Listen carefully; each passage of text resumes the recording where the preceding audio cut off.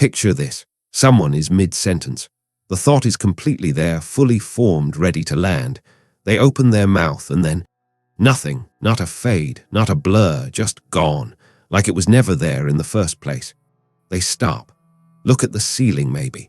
Say, wait, what was I saying? With that specific kind of laugh people do when they're embarrassed, but also genuinely confused. And the strange part is it wasn't a complicated thought. It wasn't something they were trying hard to remember. It was just the next sentence. It was already there. So what happened? Most people assume it's just a brain glitch, a random misfire, something vaguely embarrassing that happens more than it should. But here's the thing, it's not random. There's a very specific reason this happens, and once you understand it, you stop seeing it as a flaw. To get there, though, you have to look at something most people never think about: how the brain actually holds a thought in the first place. The part of the brain involved here is called working memory, and it's worth understanding what it is because most people have the wrong idea. Working memory isn't where you store things long term.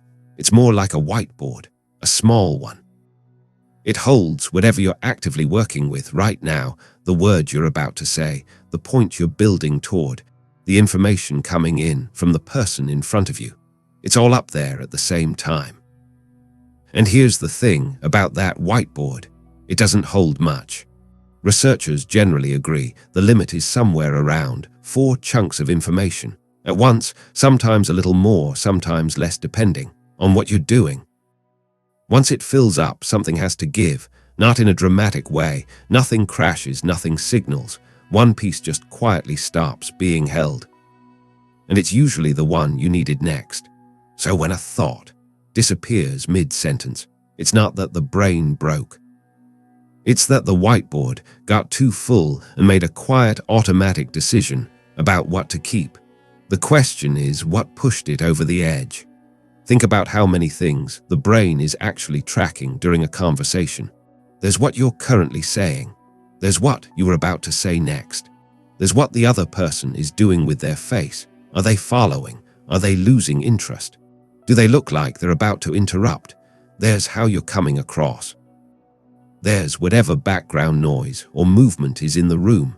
There's the emotional weight of the topic, if there is one. Every one of those is taking up space. It's like having a dozen browser tabs open at the same time. Your computer handles it fine until you open one too many, and then the whole thing slows down. Except the brain doesn't slow down, it just closes one tab quietly without warning. And the tab it closes isn't the oldest one. It's not the least important one by any logical measure. It's typically the one with the weakest hold.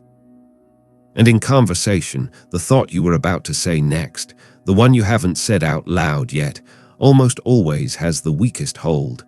It hasn't been spoken. It hasn't been reinforced. It's just waiting, and waiting is fragile. Here's where it gets more precise. A thought doesn't need a big distraction to disappear. It just needs something that pulls attention even for a fraction of a second. Someone moves unexpectedly. A door opens. Someone nearby laughs. The other person makes a face you weren't expecting. In that tiny moment, your brain does something automatic. It reprioritizes. It decides without asking you that the new thing matters more right now. And in that shift, that split second of reprioritization, the thought that was waiting loses its place. There's actually a well-documented version of this that you've almost certainly experienced. You walk into a room with a specific purpose. The moment you cross the threshold, the purpose is gone. You're standing there with a completely blank mind, trying to reconstruct why you came. Researchers call it the doorway effect, the act of moving through. A physical boundary prompts the brain to close the event. It was in and open a new one. The thought you were carrying was part of the old event. The new room is a new event, and the brain helpfully moves on. It's not forgetfulness, it's context switching. The brain treats different environments as different mental chapters, and not everything travels between them. Let's zoom in even further because this is the part that most people find surprising. A thought doesn't actually disappear in the way people imagine, like something being deleted. What usually happens is more specific than that. The thought was never fully encoded in the first place. Working memory is not passive storage. It requires active maintenance. If you stop actively holding a thought, if your attention even briefly moves elsewhere, the thought starts to degrade immediately, within seconds. And if it degrades, before it gets any reinforcement, it doesn't move anywhere. It just dissolves. So when you lose a thought mid-sentence, it's rarely that the thought was there and then got erased. It's more that you were in the process of holding it, something pulled your attention, and the holding stopped just long enough for the thought to never fully solidify. That's an important distinction, because it means the brain isn't failing to retrieve something. It's that there's nothing to retrieve. The thought never made it to a place it could be retrieved from. Which raises an interesting question. Why does it feel like it was there? Because it was, briefly. In that surface-level working memory state, it existed. But existing briefly in working memory and being stored are two different things. One lasts seconds, the other lasts. By now, the pattern is becoming clear, and conversations might be the worst possible environment for working memory. Think about what you're actually doing when you talk to another person. You're listening to what they're saying and understanding the content. You're keeping track of what you want to say in response.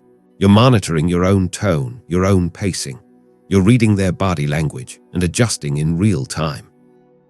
You're maintaining the thread of the overall topic so the conversation makes sense. You're also doing some amount of social monitoring. How is this landing? Are they engaged? Did that thing I said come out wrong? All of this is happening simultaneously. Every one of those processes competes for working memory space. And the thing you were about to say, the thought that hasn't been spoken yet, is always the most vulnerable because it's the only one with no external anchor. Everything else has something in the world holding it up, the other person's voice, their face, the room. Your next thought is just floating in there unsupported. The more complex the conversation, the more cognitive load is involved, the more frequently this happens, which means it doesn't happen because you're not paying attention. It happens precisely because you are. Here's the layer that makes it noticeably worse in certain situations. When there are other people watching, or even just one person who matters, something shifts. The brain is no longer purely in thinking mode. It's also in performance mode. This matters because thinking and performing use overlapping resources. When you're worried about how you're coming across, part of your cognitive bandwidth gets allocated to self-monitoring. And self-monitoring, when it's elevated, starts to interfere with the exact process. You need to recall a thought, relaxed, fluid, associative retrieval. Stress hormones, specifically cortisol, affect the prefrontal cortex, which is the part of the brain most responsible for working memory and fluid thinking. Even mild social stress, the low-grade anxiety of wanting to come across well, is enough to make working memory slightly less effective. So in a meeting mid-presentation, on a date, talking to someone you want to impress, you're not just managing more mental load. You're also managing a stress response that is quietly narrowing your cognitive bandwidth. The thought that disappears in those moments isn't a random failure. It's a direct result of the brain splitting its attention between what do I want to say and how am I being perceived? Those two things are in direct competition, and the thought usually loses. There's an assumption that follows almost everyone who experiences this regularly, that it means something is wrong with them, that other people don't struggle with it as much, that it reflects something about their intelligence or their focus or their competence. That assumption is worth examining carefully because the evidence points in a different direction.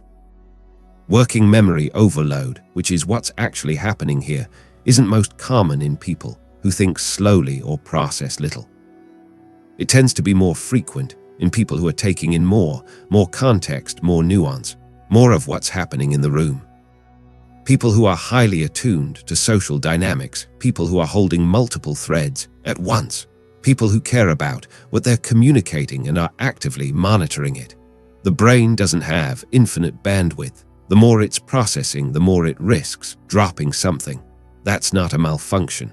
That's a predictable outcome of a high-load system doing a lot of work. So the experience of losing a thought mid-sentence is not an indicator of low cognitive function. In a lot of cases, it's the opposite. This part is almost uncanny when you notice it. Hours after the conversation, sometimes while you're doing something completely unrelated. Washing dishes, walking somewhere, drifting off to sleep, the thought comes back, fully formed, exactly what you were going to say.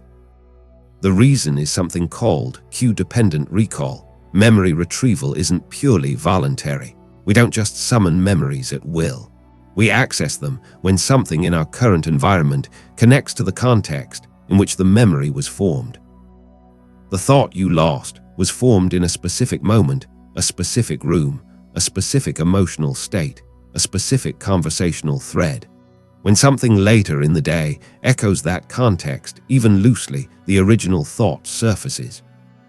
This is also why retracing your steps actually works. Not metaphorically, physically going back to where you were when you had the thought, or mentally reconstructing the moment can genuinely bring it back. You're not forcing the memory. You're recreating the context the memory was attached to. The fact that thoughts come back this way is actually evidence that they weren't lost permanently. They were just inaccessible, waiting for the right cue. Once you understand the mechanics, you start seeing this everywhere. It's the mid-story blank you're telling something, and the detail you were building toward is just gone. You end up saying anyway, it doesn't matter, and finishing with something vague. It's the room entry blank. You walked in here for something. You have no idea what. It's the presentation pause. The slide is right there. You know exactly what comes next, and then the silence stretches a second too long. It's the reading the same sentence 3 times problem, when your mind is running 2 tracks at once, and neither one is winning. It's the response you thought of while someone was talking, which vanished by the time they finished. Every one of these is the same underlying process, playing out in different contexts, working memory being asked to hold more than it can in an environment with enough noise or pressure to tip it over. The instinct when a thought disappears is to chase it, to focus harder, to mentally scan for it, to try to reconstruct it by force. This almost never works, and the reason it doesn't is fairly straightforward. Trying hard to recall something that slipped out of working memory increases stress. And increased stress, as covered earlier, narrows the prefrontal cortex's ability to operate smoothly. So the harder you try, the more you activate the very response that makes retrieval harder. It's the same phenomenon as when you're trying to remember a name, and the harder you try, the more it eludes you. But the moment you stop trying and move on, it surfaces. The brain retrieves more freely when it's not under pressure to perform retrieval. Which means the practical advice here is somewhat counterintuitive. Let it go. Acknowledge it's gone. Continue the conversation. And give the brain the quiet signal that the pressure is off. The thought is much more likely to return on its own than to be forced back. Some daily habits quietly make this happen more often. None of them are dramatic. Most are just things people do without thinking much about them. Constant multitasking trains the brain to hold its attention lightly on any single thing. When that becomes the default, working memory never builds the depth of focus needed to hold a thought through to completion. Heavy consumption of short-form content, rapid-fire videos, constant social media scrolling keeps attention in a perpetual state of shallow movement. It's not that this causes damage, it's that the attention muscles needed for holding a single thought patiently don't get much exercise. Sleep deprivation hits working memory specifically hard. This one is well documented. Even mild sleep reduction, not dramatic deprivation, just slightly less than you need, measurably reduces working memory capacity. Chronic stress keeps cortisol elevated, which keeps the prefrontal cortex partially suppressed, which means you're always operating slightly below your natural working memory ceiling. And over-reliance on reminders and notes, while useful, can reduce the brain's practice at holding information actively. The brain adapts to what it's asked to do. If it's never asked to hold things, it gets less capable of holding things. None of this is about blame. It's about noticing the conditions you're operating in. Most of what helps here is about working with how the brain actually functions, not against it. Pausing instead of forcing is the most direct one. When the thought slips, stop pursuing it. Breathe. Let the conversation fill the space naturally. The pressure release is what allows the thought to come back. Retracing the last few seconds is genuinely effective. What were you saying right before it went? What were you about to add to that? Sometimes the thread is still there, one sentence back. Reducing self-monitoring in low-stakes situations helps train a default state of less mental noise. Not every conversation needs to be evaluated as it happens.